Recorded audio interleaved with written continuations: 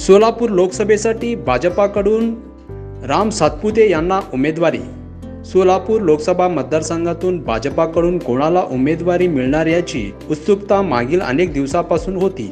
अनेक नावे चर्चेत येत होती।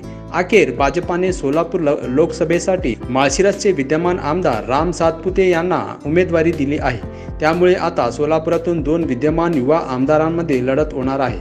सोलापूर लोकसभा मतदारसंघातून काँग्रेसकडून माजी केंद्रीय गृहमंत्री सुशीलकुमार शिंदे यांची कन्या आमदार प्रणिती शिंदे यांना उमेदवारी जाहीर झाली आहे। मात्र मागील काही दिवसापासून भाजपाकडून अनेक नेत्यांची नावे समोर येत होती।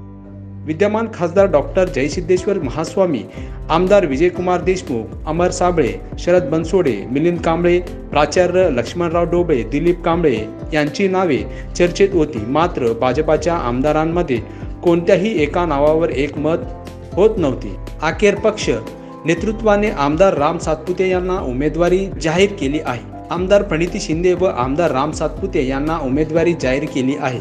आमदार प्रणिती शिंदे व आमदार राम सातपुते या दोन युवा आमदारांमध्ये सोलापूर लोकसभासाठी आता लढत होणार आहे। SB न्यूज चॅनलला लाईक करा, शेअर करा, सबस्क्राईब करा।